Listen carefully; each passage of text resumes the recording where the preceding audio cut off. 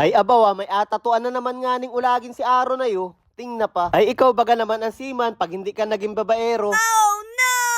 Ay tapos may kasama pang dalawang ulagin din ayo. Tagawawa laman din yung mga yan. Nung mga oras nga ni pala na yan ay nagatato din yung maligat kong asawa yo. Akala mo naman talaga ito toong arte si Nining ay. Isa naman ang alam na design. Ay abawa, nagyabang na nga ni. Tingnan daw natin yung inatato nito. Aba, nagaling na nga ni ng kaunti. Panisay. Ngani pala, ang client man din natin ngayon ay regular client ko. Isa siyang seaman, tapos kada baba ng barko, nagapatato yan lagi sa akin. Ay, anong babaero daw niyan, sabi ng mga tagawawa.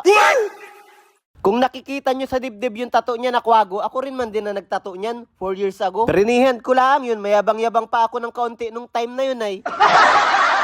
Anong laking hayop nung inatatuan ko na ito kung makikita nyo sa personal para man din kapre. Anong tibay pati sa sakitan, hindi man laan na ano. Pwede ito mag-model sa tattoo competition, maputi din ay. Pag nakita nyo ito sa personal lalo na yung mga babae, sabihin nyo anong gana atang himuri nung singit noon. Oh no! Tapos yun, nagpadagdag pa nga ng tattoo sa tagiliran. Nabitin daw siya hindi daw masakit ay. Anong yabang? Anong laking hayop naman, Parang pag tinampuyong ako nito'y lubog yung tainga ko ay.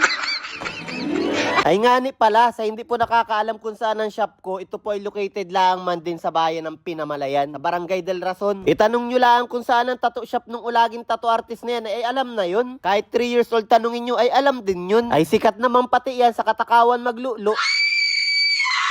Ay may akwento nga ni pala ako sa inyo. Dati bagay nag-inuman kami ng mga tropa ko sa Socorro. Tapos biglang nawala sa inuman yung isa namin tropa. Mamalay-malay kami nakita namin sa CR, nagalulo. Alam nyo kung anong reaksyon? Ang sabi lang man din sa amin na yo, parang tangay. Ay abawa, kami pa ang natanga. Panisay. Ngani pala sa mga ulagi na nanonood ngayon, meron po akong promo. 2 minimal tattoo sa halagang 1,200 pesos lamang po. Ay magpatato na, minsan lang ito, bahala kayo. Samantalahin nyo na, tapos magpatato kayo pag wala ng promo. Panisay.